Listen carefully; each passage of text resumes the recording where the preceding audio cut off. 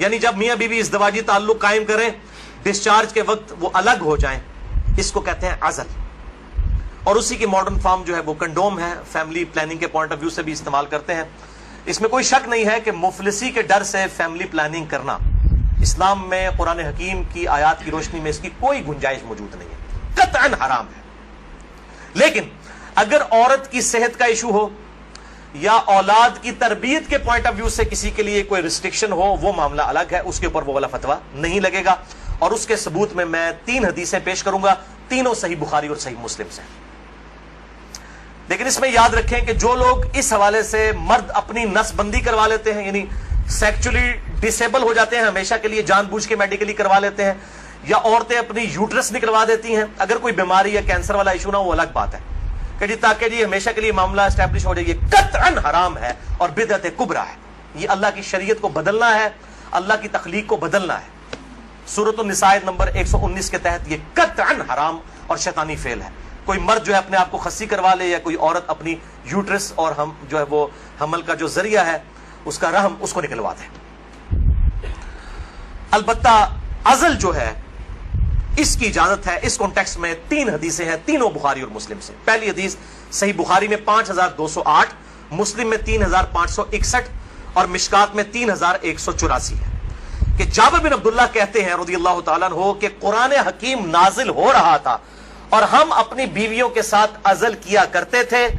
اللہ تعالیٰ نے قرآن حکیم میں اسے منع نہیں فرمایا، اور جب نبی صلی اللہ علیہ وسلم کو ہمارے بارے میں خبر پہنچی کہ ہم عزل کرتے ہیں، یعنی بیویوں کے ساتھ جب صحبت کرتے ہیں تو ڈسچارج کے وقت الگ ہو جاتے ہیں تاکہ اولاد نہ ہو، تو نبی صلی اللہ علیہ وسلم نے بھی ہمیں منع نہیں فرمایا. نبی پہ تو واجب ہوتا ہے منع کرنا.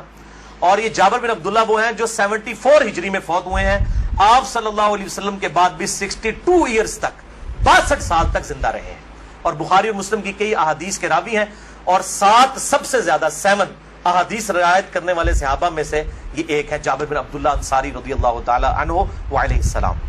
تو وہ کلیئر کٹ کہہ رہے ہیں نہ قرآن میں اس کی حرمت آئی، نہ نبی صلی اللہ علیہ وسلم نے ہمیں عزل کرنے سے منع کیا. دوسری حدیث بھی بخاری اور مسلم کی متفق علیہ حدیث ہے. بخاری میں 4138، مسلم میں 3544، مشکات میں بھی موجود ہے 3186 کہ صحابہ کہتے ہیں کہ ہم اپنی لونڈیوں کے ساتھ صحبت کیا کرتے تھے اور پھر ہم عزل کر لیا کرتے تھے. تو ہم نے نبی صلی اللہ علیہ وسلم سے عرض کیا کہ ہم اس طریقے سے عزل کرتے ہیں، الگ ہو جاتے ہیں، ہم نہیں چاہتے کہ ہماری لونڈیوں سے اولاد ہو. تو آپ صلی اللہ علیہ وسلم نے فرمایا کہ کیا حرج ہے کہ اگر تم اپنی بیویوں کے ساتھ عزل نہ کرو، کیونکہ جس جان نے دنیا میں آنا ہے قیامت تک کے لیے وہ تو آ کر رہے گی. لیکن آپ نے منع نہیں فرمایا. آپ نے فرمایا جتنے مرضی ہیلے بازی کر لو، جتنے معاملات مرضی کر لو، جس جان نے دنیا میں آنا ہے اس نے آنا ہے. اور وہی اگلی حدیث ہے تیسری صحیح مسلم میں 3556، مشکات میں 3885. ایک صحابی نے عرض کیا کہ ہمیں یہ چیز ناپسند ہے کہ ہماری لونڈیوں سے اولاد ہو. تو آپ صلی اللہ علیہ وسلم نے فرمایا کہ پھر تم اپنی لونڈیوں کے ساتھ عزل کر لیا کرو. اس حدیث میں ہے کہ آپ نے خود کہہ دیا کہ کر لیا کرو اگر تم چاہو. پھر آپ نے ساتھ ہی فرمایا لیکن جو جان مقدر ہے دنیا میں آنا وہ آ کر رہے گی. یہی ہوتا ہے، وہ جناب وقفے کرتے رہتے ہیں، اکٹھے ہی 3 بچے ہو جاتے ہیں، پھر سارے کے ساتھ وہ کہتے ہیں پتہ ہی نہیں چلا. پتہ تو نہیں چلے گا، ظاہر ہے یہ معاملات تو اللہ کے ہیں. اور آپ کو بتاؤں یہ جو اولاد والا معاملہ ہے یہ خالصتاً اللہ تعالیٰ نے اپنے پاس رکھا ہے. کئی پیغمبر ہیں جو بے اولاد ہیں، اور سورہ شورا کے آخری رکوع میں آیا اللہ تعالیٰ جسے چاہتا ہے بیٹے دیتا ہے، جسے چاہتا ہے بیٹیاں دیتا ہے، جسے چاہتا ہے دونوں دیتا ہے، جسے چاہتا ہے بے اولاد رکھتا ہے. نبی صلی اللہ علیہ وسلم کی ساری بیویاں بے اولاد ہیں سوائے حضرت خدیجہ کے، یا ایک سیدہ ماریہ ہیں، ان سے ایک بیٹے ابراہیم پیدا ہوئے، وہ بھی فوت ہو گئے.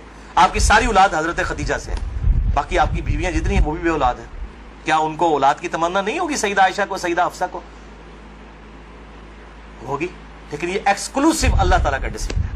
تو آپ صلی اللہ علیہ وسلم نے فرمایا کہ جو جان مقدر ہے وہ آ کر رہے گی. پھر کچھ عرصے کے بعد وہ صحابی حاضر ہوئے اور کہا یا رسول اللہ میری لونڈی جو ہے وہ تو امید سے ہے، حاملہ ہو گئی ہے. آپ نے فرمایا میں نے تجھے کہا نہیں تھا کہ جو اولاد مقدر میں ہے وہ آ کر رہے گی، اس کو کوئی نہیں روک سکتا. تو یہ چیزیں یعنی انسان اگر سمجھتا ہے رک جائے تو ایسا نہیں. لیکن یہ یاد رکھیے یہ لونڈیوں والا معاملہ ہے جو آزاد عورت ہے، کیونکہ ہماری بیویاں تو لونڈیاں نہیں ہوتی ہیں، تو آزاد عورتیں ہیں. آزاد عورت کے ساتھ عزل کرنے کے لیے بیوی کی اجازت کی بھی ضرورت ہے. مرد اپنی مرضی سے یہ ڈیسیژن نہیں کر سکتا. یہ ساری احادیث لونڈیوں سے ریلیٹڈ ہے. آزاد عورت اور بیویوں کے معاملے میں میاں بیوی دونوں کا راضی ہونا ضروری ہے.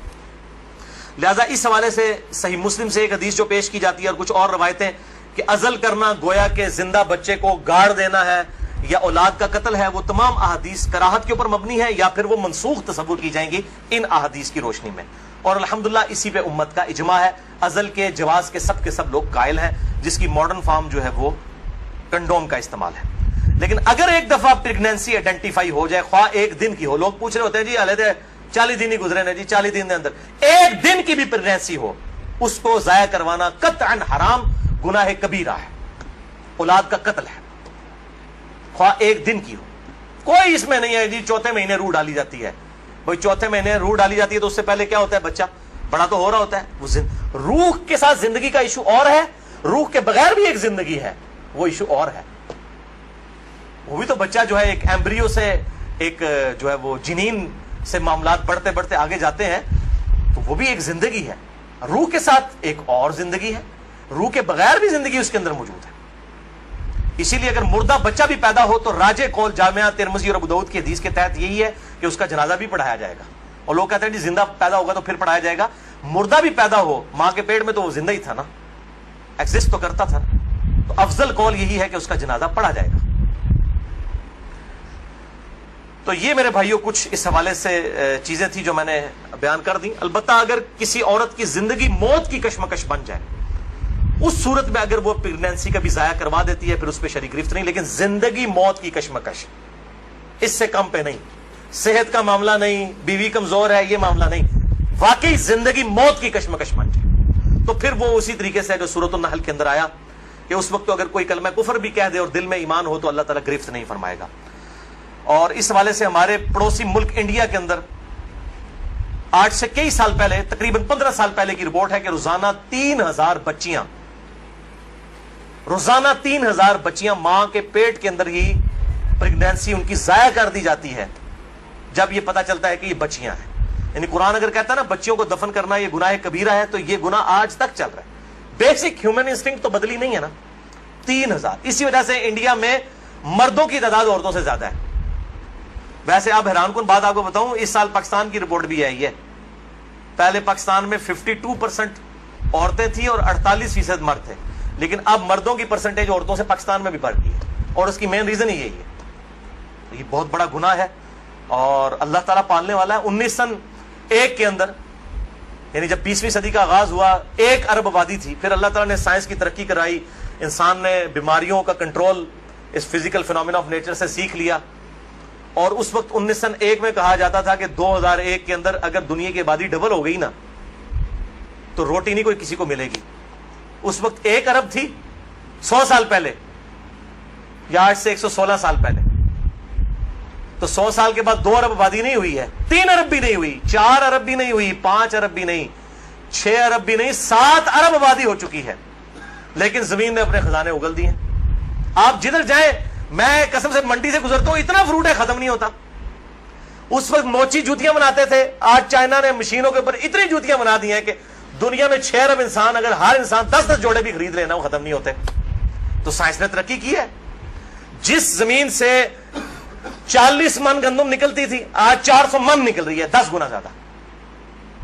امریکہ لاکھوں ٹن گندم ہر سال پیسیفک اوشن میں، بحر الکاہل میں ضائع کر دیتا ہے. ایکسیسو پیدا ہوتی ہے انٹرنیشنل مارکیٹ میں گندم کی پرائز کو کنٹرول کرنے کے لیے. لاکھوں ٹن گندم ضائع کی جاتی ہے، ایکسیسو پیدا ہو رہی ہے. تو اللہ تعالیٰ نے ترقی بھی کروا دی اس اعتبار سے. آپ ٹینشن نہ لیں. آج تو کیسے 1960 سے پہلے تو ایز سچ اس بڑے پیمانے کے اوپر تیل کی نعمت تو نہیں تھی دنیا کے اندر. ان عرب ملکوں میں 1960 کے بعد تیل نکلا. ویسے تو تیل کا پہلا کنواں 1748 میں امریکن جو اسٹیٹ ہے پنسلوینیا، اس میں دریافت ہوا تھا. لیکن مین تیل جو نکلا ہے وہ اسی 20ویں صدی میں کسی نے سوچا بھی نہیں تھا. اور اب تو اس سے بھی بڑی انرجی کا سورس ہے، وہ سولر انرجی ہے. اب چائنا نے کام کرنا شروع کر دیا. آپ دیکھیں کہ 10-15 سالوں کے اندر جو ہے وہ ہر بندے نے اپنا جو ہے نا بجلی کا سسٹم اپنے گھر کے اوپر لگایا ہوا ہوگا. اور یہ سورج والا جو جب تک سورج ہے اس وقت تک زندگی ہے. یہ تو نہ ختم ہونے والا جو ہے وہ سورس ہے، رینیویبل جسے ہم کہتے ہیں اپنی سائنس کی لینگویج کے اندر. باقی یہ جو ہے نان رینیویبل سورسز ہیں. تیل ختم ہو جائے گا تو ختم ہو گیا. لیکن یہ سولر انرجی جب تک سورج ہے زمین پہ زندگی ہے، زمین پہ زندگی ہے تو سولر انرجی سے آپ فائدہ اٹھا سکتے ہیں. بعد اللہ تعالیٰ سے دعا ہے جو حق بات میں نے کہی اللہ تعالیٰ ہمارے دلوں میں راسخ فرمائے. اگر جذبات میں میرے منہ سے کوئی غلط بات نکل گئی آج تو اللہ تعالیٰ ہمارے دلوں سے معاف کر دے.